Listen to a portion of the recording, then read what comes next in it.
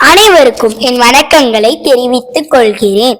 நான் சாதனா கார்த்திக், 4ஆம் வகுப்பில் படிக்கின்றேன்.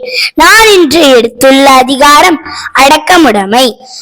குறள்: அடக்கம் அமரருள் உயிக்கும், அடங்காமை ஆறிருள் உய்த்துவிடும்.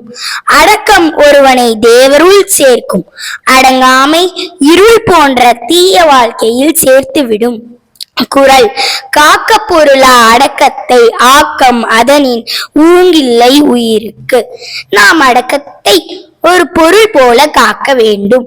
இல்லை என்றால், ஏனெனில் அதுதான் அதைவிட உயர்ந்த செல்வம் உயிர்களுக்கு இல்லை.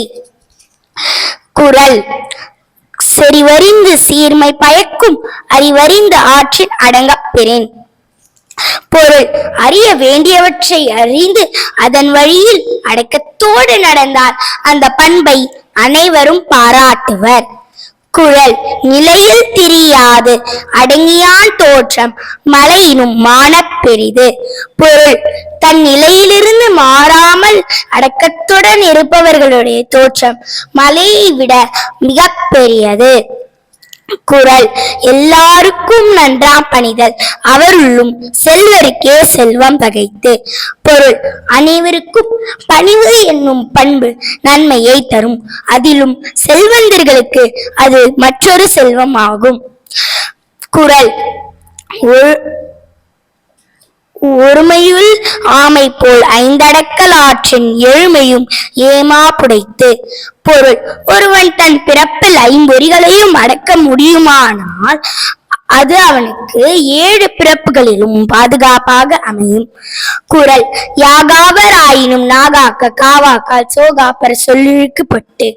பொருள்: ஒருவர் எவற்றை காக்காவிட்டாலும் தன் நாவையாவது காக்க வேண்டும். இல்லை என்றால் சொற்குற்றத்திற்கு ஆளாகி துன்புறுவர். குறள்: ஒன்றானும் தீச்சொல் பொருட்பயன் உண்டாயின் நன்றாதாகி விடும். ஒருவர் சொல்லும் சொல்லில் ஒரு தீய சொல் இருந்தாலும் அது அவர் செய்த அனைத்து நன்மைகளையும் வீணாக்கி விடும். குறள்: தீயினால் சுட்ட புண் உள்ளாரும் ஆறாதே, நாவினால் சுட்டவிடு. பொருள்: ஒருவரை நாம் தீயினால் சுட்டால் அந்த புண் விரைந்து ஆறிவிடும். ஆனால் நாவினால் பிறரை புண்படும்படி பேசிய பேச்சு என்றும் மனதில் ஆறாத தழும்பாய் வருத்தி கொண்டே இருக்கும். குறள்: கதங்காத்து கற்றடங்கள் ஆற்றுவான் செவ்வி, அறம் பார்க்கும் ஆற்றின் நுழைந்து.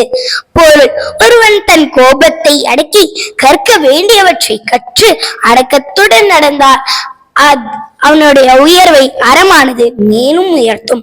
நன்றி.